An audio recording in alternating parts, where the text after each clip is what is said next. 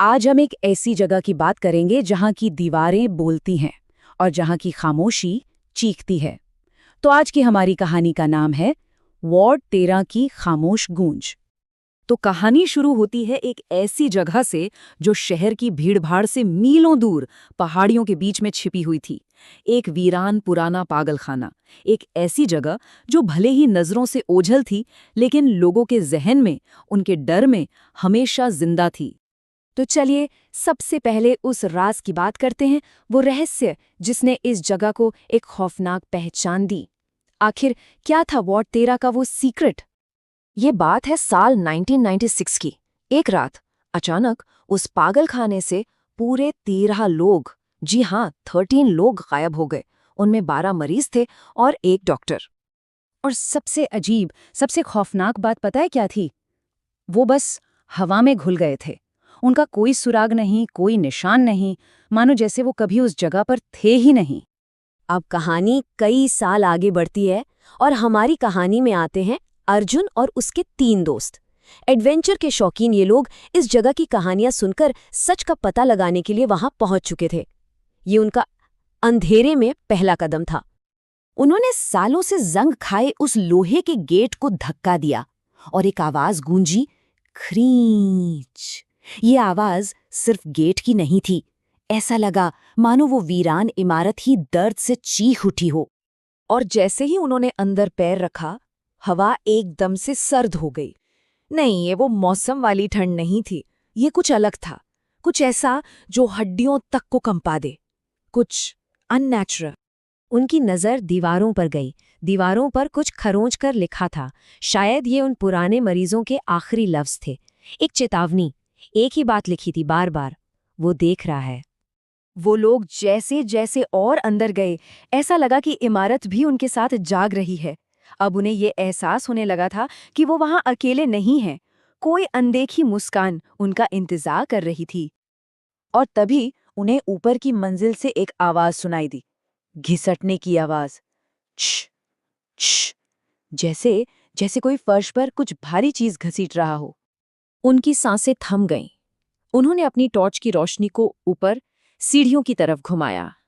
सवाल सिर्फ एक था, सीढ़ियों पर आखिर कौन था?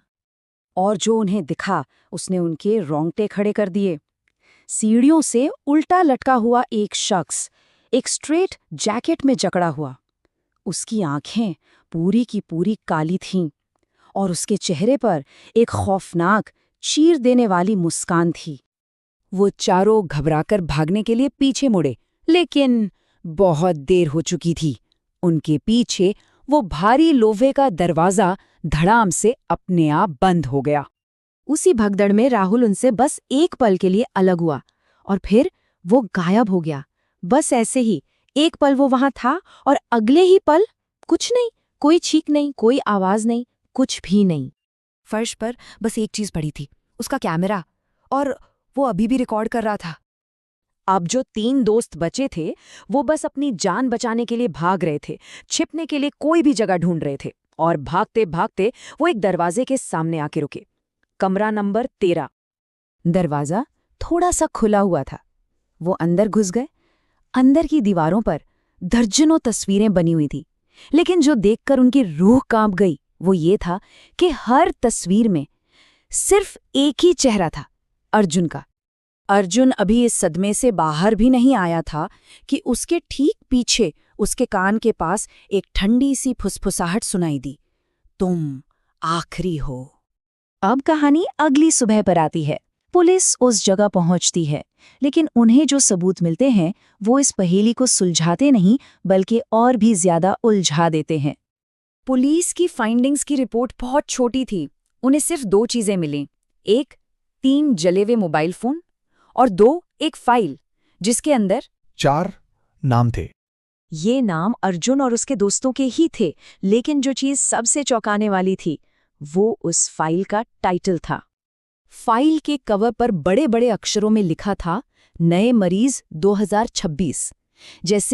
जैसे उनका आना और उनका गायब हो जाना सब कुछ पहले से ही लिखा जा चुका था। वो चारों तो इतिहास का हिस्सा बन गए। लेकिन सवाल ये है कि क्या ये कहानी यहीं खत्म हो जाती है या फिर ये किसी और चीज की शुरुआत है।